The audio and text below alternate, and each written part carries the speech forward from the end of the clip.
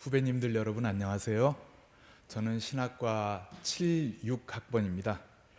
내년이면 입학 50년이 되는데 몇몇 대학 출신의 76학번들이 50년 전에 읽었던 책들을 중심으로 해서 독서 노트를 펴내려고 준비를 하고 있습니다. 이 귀한 시간을 여러분과 함께 할 수 있게 되어서 매우 기쁘고 또 영광입니다. 우리가 추수감사 주간을 지내고 있습니다. 오늘 읽은 성서 말씀이 바로 추수감사의 상황을 다룹니다. 쉽게 생각하면 추수한 열매를 내어놓으면서 하나님, 저 지금까지 이렇게 뼈 빠지게 노력해서 이렇게 추수를 했습니다. 소득을 거두었습니다 라고 할 것 같습니다. 하지만 신명기 26장 5절부터 읽어보면 여기에는 전혀 다른 관점이 나옵니다. 내 조상은 떠돌아다니면서 사는 아람 사람으로서 몇 안 되는 사람을 거느리고 이집트로 내려가서 거기에서 몸붙여 살면서 거기에서 번성하여 크고 강대한 민족이 되었습니다. 이집트 사람이 우리를 학대하며 괴롭게 하여 우리에게 강제 노동을 시켰습니다. 그래서 우리가 우리 조상의 하나님께 살려달라고 부르짖었더니 주님께서 우리의 울부짖음을 들으시고 우리가 비참하게 사는 것과 고역에 시달리는 것과 억압에 짓눌려 있는 것을 보시고 강한 손과 편 팔과 큰 위엄과 이적과 기사로 우리를 이집트에서 인도하여 내셨습니다. 요약하자면 우리 조상은 떠돌이었다, 이집트에서 학대받았다, 하나님께서 그 부르짖음을 들으시고 구출해 내셨다, 약속의 땅으로 인도하셨다, 이런 내용 아닙니까? 당시 이스라엘의 신앙에 경쟁 상대가 있었는데 바로 풍요 기반의 우상 숭배, 바알 신앙이었습니다. 더 많은 소유를 보장해 주겠다라고 하는 일종의 이데올로기였습니다.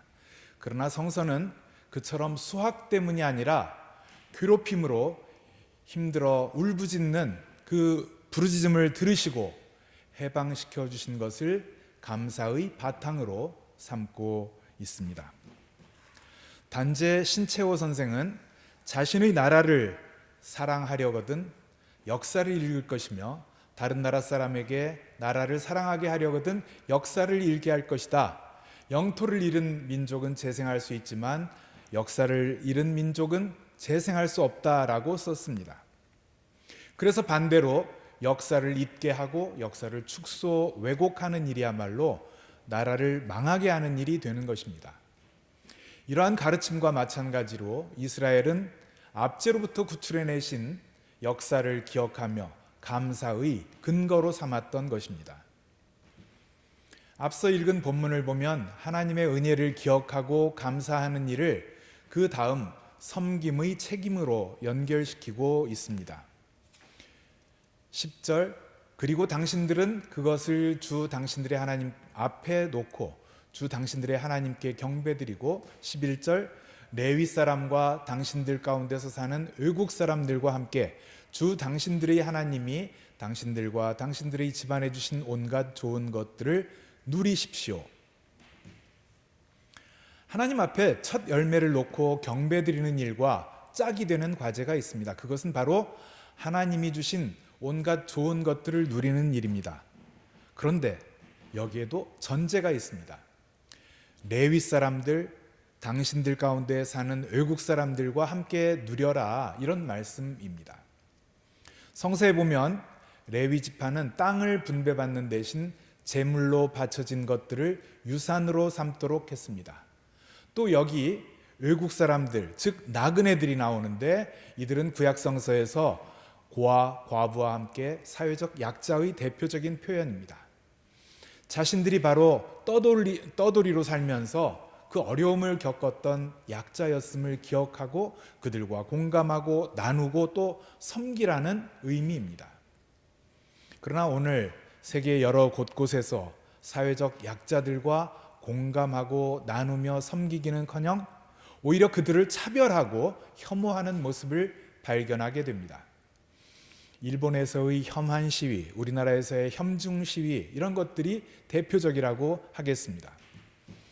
3년 전 전국 장애인 차별철폐연대 전장연이라고 하는 단체가 이동권을 보장해달라고 요구하며 지하철 시위를 이어가고 있었을 때였습니다.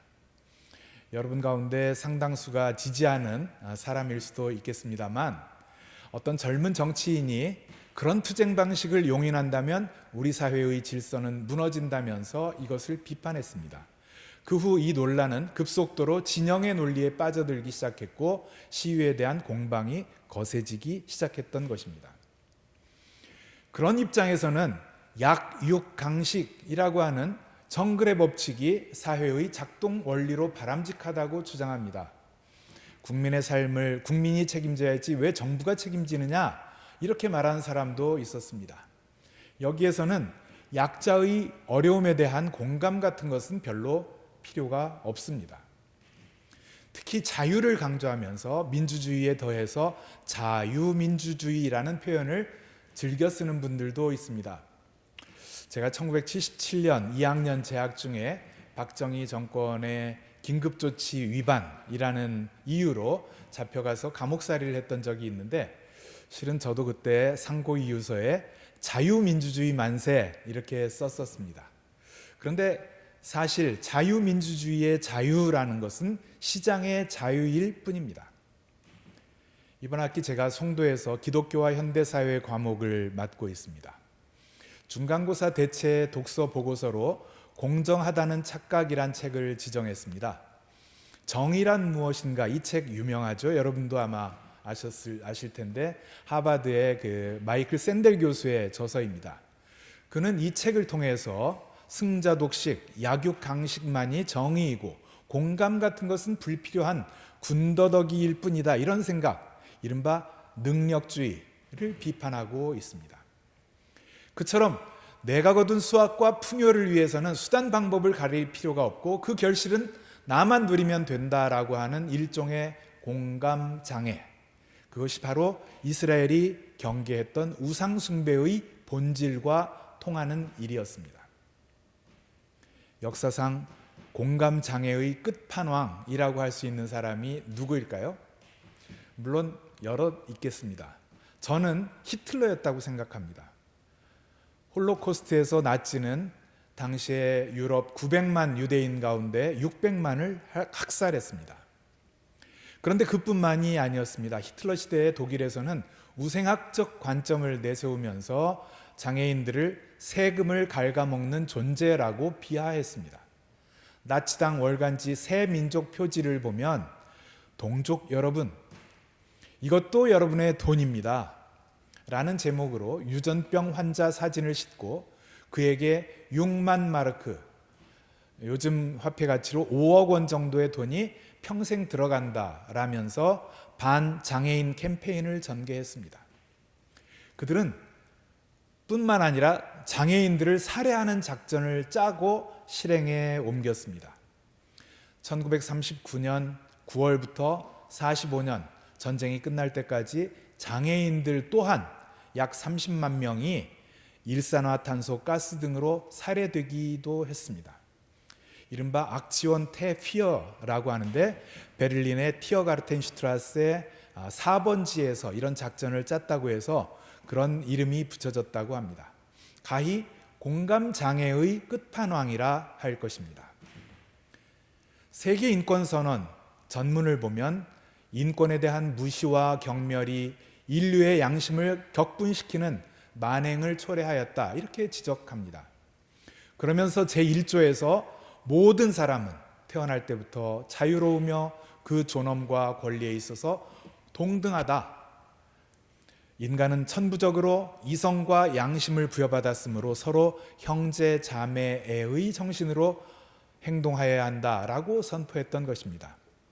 공감장애의 반대가 바로 이 형제 자매의 우애라고 하겠습니다. 저는 지금까지 대학원에서 강의하면서 거의 매 학기 전태일에 대한 다큐를 함께 시청해 왔습니다. 학기 말 시험에도 전태일 열사에 대한 문제를 내곤 합니다. 우리는 재봉틀이 아니다. 우리는 기계가 아니다. 이 말은 10대 소녀들, 이른바 시다라고 불렸던 견습공들이 각혈을 해가면서 노동할 수밖에 없던 현실에 대해서 전태일 열사가 일기에 적었던 내용입니다. 그는 시다들이 배를 고른 안타까운 모습을 보고 자신의 차비를 털어서 그들에게 풀빵을 사 주었습니다. 그 대신 전태일은 청계천 평화시장에서부터 쌍문동, 지금의 삼익 세라믹 아파트 자리까지 12km, 3시간 이상 걸리는 길을 걸어가야 했습니다. 그는 약자들, 배고른 시다들에 대해서 공감하였고 자신에 앞서서 이웃들을 먼저 생각하고 그들의 굶주림을 먼저 해결하려 했습니다.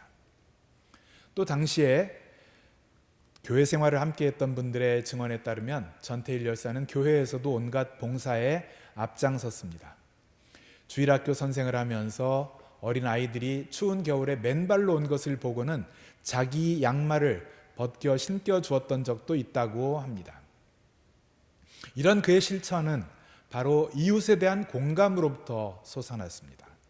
그러한 모습은 공정만을 추구하는 세상에서 볼 때에는 어리석기 그지없는 일 아니겠습니까? 사람들은 그에게 바보 같은 짓거리 하지 말아라 라고 합니다.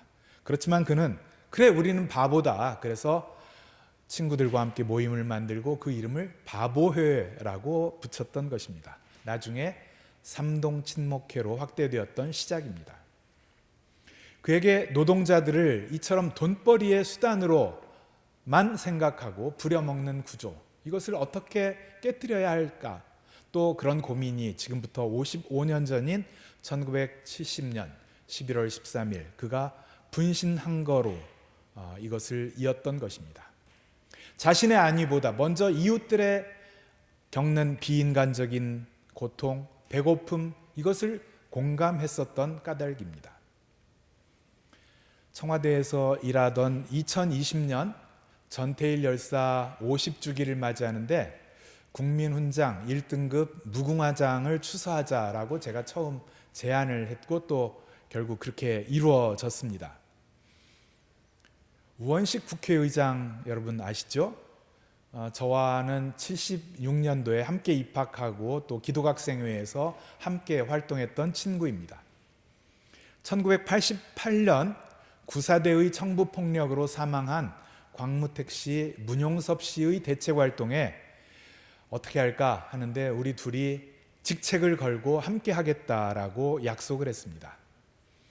그 후 전태일 열사의 어머니 이소선 여사와 함께 한 달 보름을 영안실에서 먹고 자며 싸웠던 기억이 있습니다. 그 이후 한 번은 이소선 어머니가 종로구 누상동에 살고 있던 저희 그 셋방에 방문을 하셨습니다.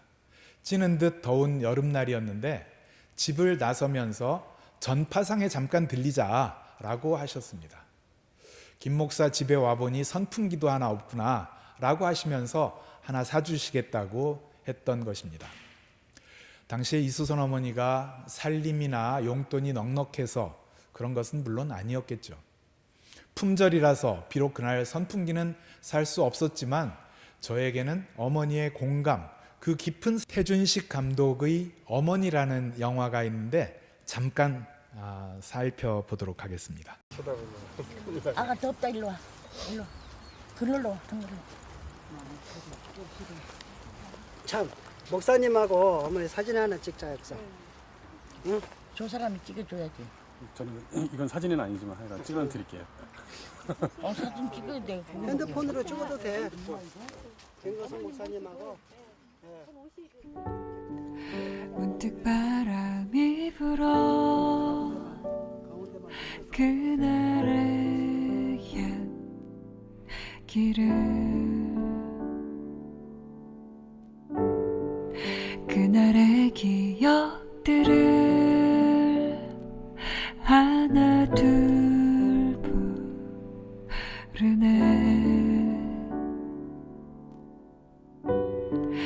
아무리 애를 써도 기억나지 않는 건 그때의 사랑을 깨우쳐주는 큰 가르침이 되었습니다. 사회적 약자들에 대한 공감 능력이야말로 믿음의 바탕입니다. 그런데 그 공감에는 부작용도 있습니다. 우리가 하지 않은, 나아가 우리가 하지 못한 수없는 과제들 홍수 속에서 우리의 부족함, 우리의 한계, 이런 것을 절절하게 느끼게 하는 것입니다. 내가 다 챙기지 못하는 지극히 보잘것없는 이들이 수도 없이 많다는 사실에 한숨을 쉴 수밖에 없게 만듭니다. 그래서 사람들은 쉽게 자신의 책임의 범위를 자의적으로 한정해버립니다. 선한 사마리아 사람의 비유 아시죠? 강도 만난 사람을 그냥 지나쳐버린 제사장, 레위인들이 있습니다. 아마 그들도 이렇게 생각했을 것입니다. 나는 살인도 하지 않았다, 도둑질도 하지 않았다, 내가 십계명의 어느 조항을 어겼느냐, 이렇게 자기 합리화를 했을 것입니다.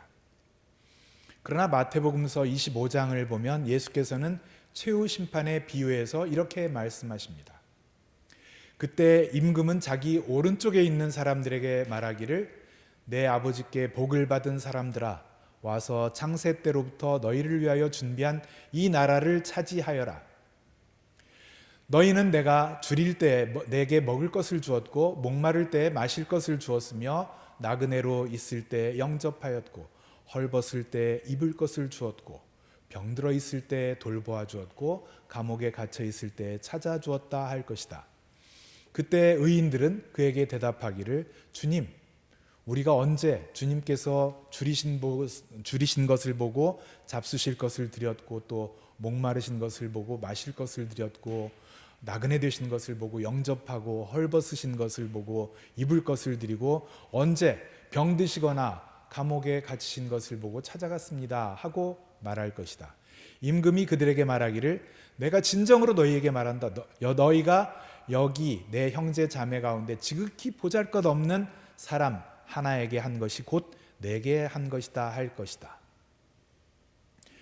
예수께서는 절망하고 병들고 갇히고 슬픔으로 눈물을 주체할 길이 없는 사람들, 가장 어렵게 사는 사람들, 바로 지극히 보잘것없는 자들과 자신을 동일시하고 계십니다.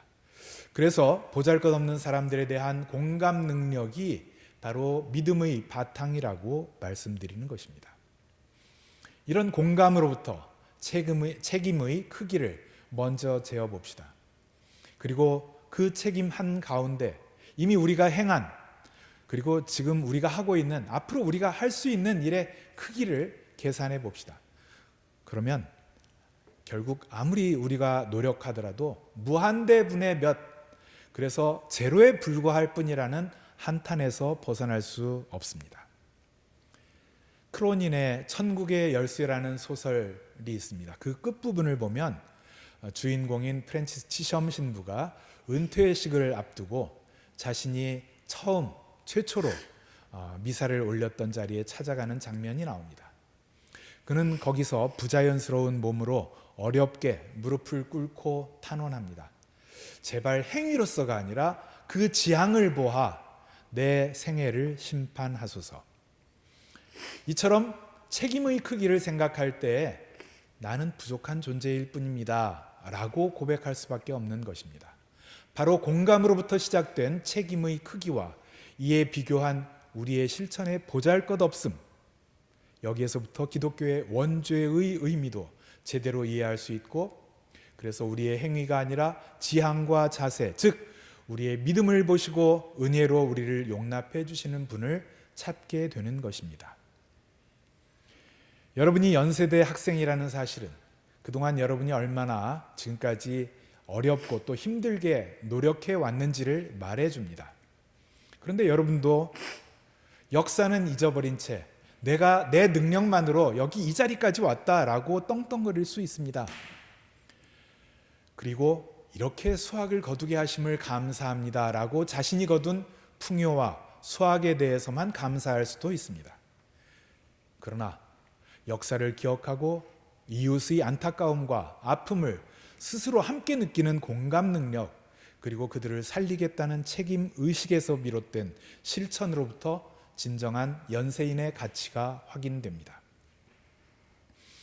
140년 전 어려운 형편에 놓였던 당시 조선 사람들에 대해서 공감하고 함께했던 언더우드 선교사와 그 가족들의 섬김을 생각해 봅시다. 또한 일제로부터의 해방, 민주주의의 실현을 위해 희생했던 윤동주, 최정규, 이한열, 노수석 등 여러분의 선배들 또한 마음 깊은 곳에서 기억해야 합니다. 사랑하는 후배 여러분, 공감 없는 공정에만 머무르는 이른바 능력주의와 자만심에 매몰되지 않기를 소원합니다. 이번 추수감사절 기간을 지내면서 역사를 기억하고 감사하며 나아가 지금의 삶과 앞으로의 여러분의 일생을 통해서 사회적 약자들에 대한 섬김으로 이어지기를 기대합니다. 고맙습니다.